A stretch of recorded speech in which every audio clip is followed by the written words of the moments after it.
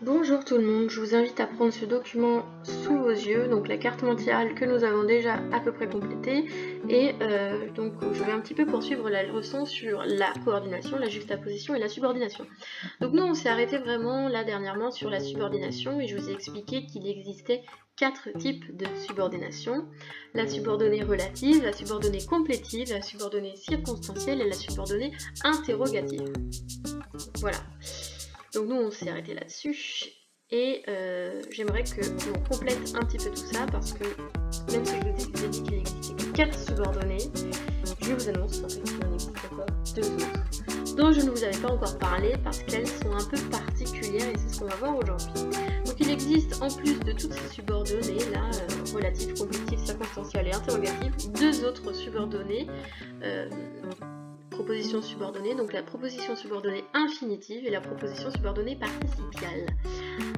La proposition subordonnée infinitive, je vous ai mis un exemple, on entend un oiseau chanter, donc un oiseau chanter c'est la proposition subordonnée infinitive et on entend la proposition principale, voilà.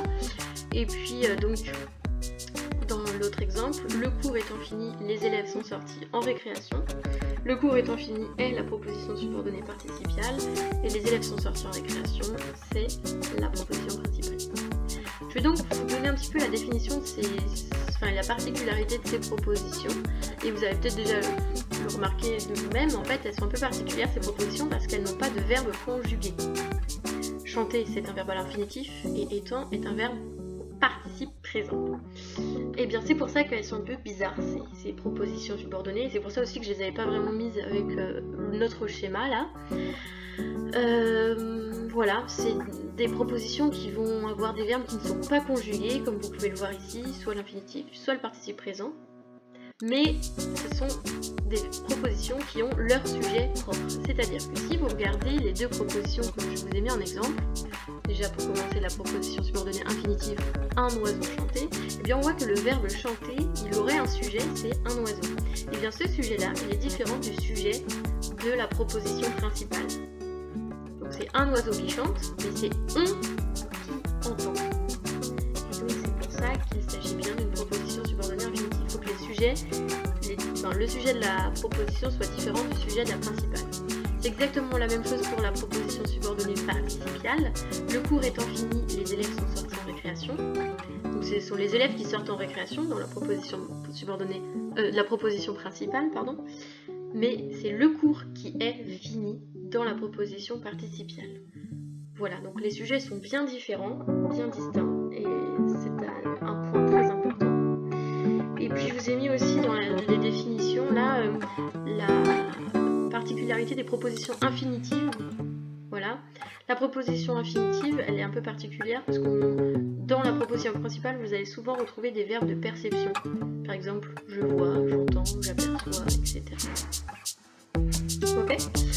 Donc je vous ai mis 2 faux exemples pour bien que vous fassiez la distinction. Alors, je pense à partir en vacances. Ce n'est pas un bon exemple.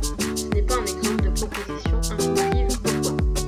Parce que c'est je pense, et c'est aussi le je qui songe à partir en vacances. En tout cas, partir en vacances n'a pas de sujet, vraiment.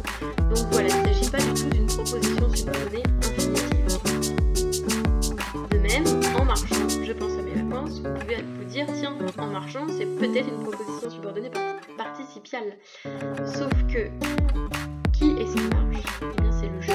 Le je pense à ses vacances et le je, là, va aussi marcher. Donc, les 2 sujets sont les mêmes, ce ne sont pas 2 sujets différents, donc ce n'est pas une proposition participiale. Voilà, bon, c'est pas très compliqué. J'espère que vous avez compris. Si vous n'avez pas compris, n'hésitez pas à regarder plusieurs fois la vidéo et à aussi relire les exercices qu'on a pu faire ensemble sur qu'est-ce qu'une subordonnée, qu'est-ce qu'une principale, etc. En tout cas, je vous demande donc de copier ou de recoller la leçon que je viens de vous donner.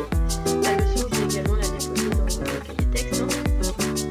Et puis aussi d'apprendre bien et de bien retenir le reste de la carte mentale. Voilà. Et puis par la suite, je vais vous donner quelques exercices à faire.